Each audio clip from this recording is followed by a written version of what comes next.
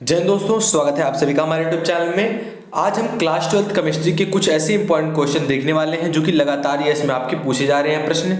ये आपका 70% सिलेबस से, यानी कि जो 30% सिलेबस लेस कर दिया गया उससे बिल्कुल भी एक प्रश्न नहीं है। बहुत सारे क्वेश्चन पेपरों को मिलाकर एक साथ रखने पर ये समझ में आया है कि ये इंपॉर्टेंट क्वेश्चन आपके लगातार ये इसमें पूछे जाते हैं। तो आप प्लीज़ वीडियो को शुरू से लेकर अंत तक जरूर देखिएगा। चलिए शुरू करते हैं। मैं आपको पहले बता दूं, अगर आप चाहते हैं कि इसका आंसर मिले तो डू कमेंट एंड वीडियो को शेयर कर दीजिए। चलिए शुरू करते हैं। हमारा पहला प्रश्न है, कह रहा है कि ब्राउनी गति क्या है। ब्राउनी गति क्या है, इसके क्या कारण है और ब्राउनी गति को प्रभावित करने वाले कारक कौन से हैं, कौन से कारक से ब्राउनी गति इफेक्ट होता है, प्रभावित होता है। तो आपको ये बताना है। पहला क्वेश्चन हमारा ये था। दूसरा प्रश्न कह रहा है जिसके लिए केवल आपको रासायनिक समीकरण देना है, इसका उत्तर नहीं लिखना है, बस रासायनिक समीकरण के रूप में आपको लिख देना है, आपको पूरे नंबर मिल जाएंगे। दूसरा प्रश्न क्या कर रहा है कि एथिल एल्कोहल को ब्लीचिंग पाउडर, जिसे आप बेंजक चूड़ कहते हैं, आपने 10th में पढ़ा होगा, वह जल के साथ गर्म करते हैं तो क्या होता है, यह आपको बताना है केवल रासायनिक समीकरण के रूप में।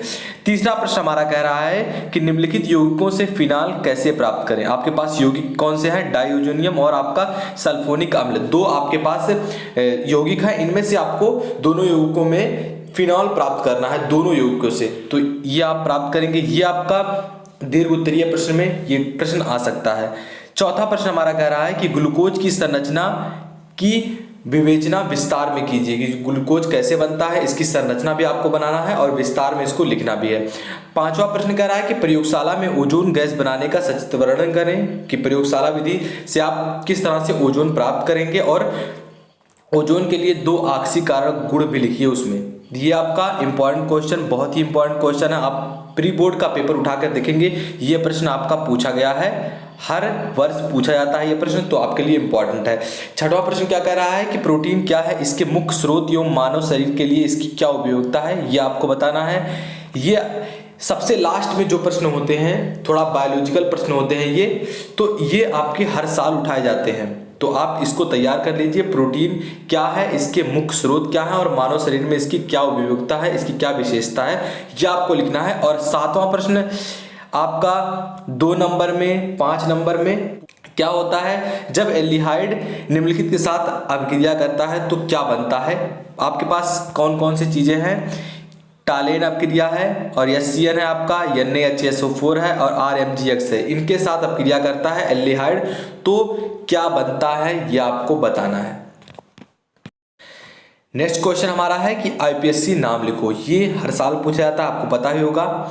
इसका IPSC नाम आपको लिखना है, यहाँ पर दिया गया है। पहला इसका IPSC नाम लिखना है, दूसरा ये, तीसरा ये और चौथा आपका ये। अगर आप चाहते हैं, मैं आपको बार बार बता रहा हूँ, क्या आंसर चाहते हैं इसका, तो प्लीज डू कमेंट। मैं आपको अगली वीडियो में पूरा फुल इसका एक्सप्लेनेशन करूंगा और फुल आपको आंसर वाली वीडियो मिल जाएगी। 9वां प्रश्न हमारा कह रहा है कि निम्नलिखित पर टिप्पणी लिखो। आपके पास 4 चीजें हैं, इन पर आपको टिप्पणी लिखना है। रोजन-मुंड अपक्रिया क्या है, आपका केनिजारो अपक्रिया क्या है और गाटरमैन कोच अपक्रिया क्या है और इटाई अपक्रिया क्या है। ये चारों अपक्रियाओं पर आपको टिप्पणी लिखना है और चारों के लिए रासायनिक समीकरण देना है। आपका 10वां प्रश्न इंपॉर्टेंट प्रश्न है, लेकिन ये ऑप्शन में पूछा जाता है, तो इसका आंसर भी मैं आपको बताने वाला हूं कि 25 डिग्री सेल्सियस पर लिथियम, बेरिलियम, सोडियम और मैग्नीशियम के मानक अपचयन विभव क्रमशः कौन से हैं, कितने वोल्ट हैं, -3.05, -2.73, -2.71 और आपका -2.37 वोल्ट है। प्रबलतम ऑक्सीकरण कौन सा होगा, इसमें ऑक्सीकरण कौन सा होगा प्रबलतम, तो आपको बताना है। आपके पास ऑप्शन है बेरिलियम जो कि 2 पॉजिटिव है, मैग्नीशियम 2 पॉजिटिव है, सोडियम 1 पॉजिटिव है, आपका लिथियम है। तो इनमें से करेक्ट आंसर क्या होगा, तो मैं आपको बता दूं, इनमें से करेक्ट आंसर आपका ऑप्शन बी होगा, मैग्नीशियम पे 2+, क्योंकि जो आपका वोल्टता शिखर मान होता है ये घटता है, लेकिन अगर प्रबलतम ऑक्सीकरण की बात की जाए तो जो सबसे अधिक होता है वो सबसे अधिक होता है। आपको पता होगा कि माइनस में संख्याएं जो बड़ी होती हैं वो छोटी होती हैं एज कंपेयर टू आप करते हैं जो माइनस में संख्याएं छोटी होती हैं। तो इससे आपका मैग्नीशियम की जो प्रबलतम ऑक्सीकरण संख्या है ये सबसे अधिक मैग्नीशियम का है इसमें से। तो करेक्ट आंसर आपका क्या हो जाएगा, मैग्नीशियम। तो आपको पता होगा 25 डिग्री जो होता है ये कमरे का टेम्परेचर होता है, मतलब कि सामान्य टेम्परेचर।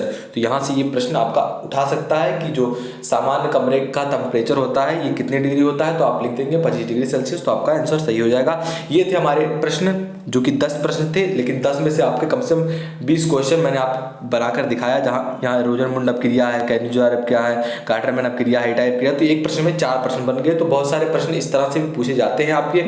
तो आई होप आपको वीडियो पसंद आए होगी। वीडियो पसंद आए तो लाइक करना, चैनल को सब्सक्राइब कर लो। मिलते हैं आपसे वीडियो में, जय हिंद जय भारत।